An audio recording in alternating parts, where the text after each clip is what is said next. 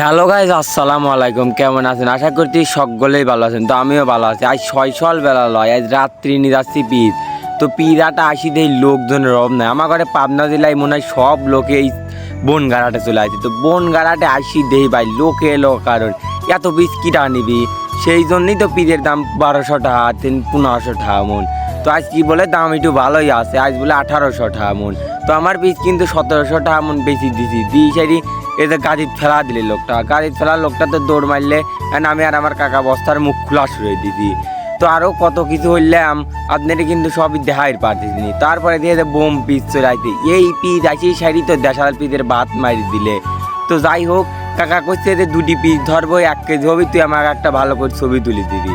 তো ছবি মবি তুলি সারি আসি দেই ভাই বেলা বাজে গেছে 8টা, তাও কাকারা পিস ফুরি নাই। এত গাড়ি এখনো সিরিয়ালে আছে, তাহলে এই সিরিয়ালের গাড়িগুলি কিটা দেখবি। আমি আপনার ঘরে আর একটু লোকজন দেখা চলে যাবো সরাসরি গাড়ির কাছে। তো এই দেন ড্রাইভার গাড়ি কি অবস্থা হয়েছে। আমার ঘরে পিস তো ভালো আলে বেচলাম, এই কাকারা দেখতে জাতি 12টা বাইজামনি।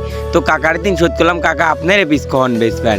কাকারা করলে আমাকেও পিস 12টার সময় বেচবো না, তোমরা বাবু বেশি দি যাও, তোমরা এখন বাড়ির যা ঘুম পারো গা। তো আমি করলাম কাকা হয় রাত 3টির সময় আইছে, এখন ঘুমই পারবো যায়া।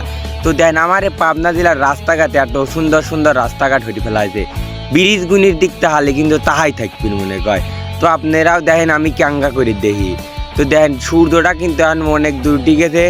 আমি এখন সরাসরি বাড়ি চলে যাবো, রাত অনেক রাত্রি আইছি।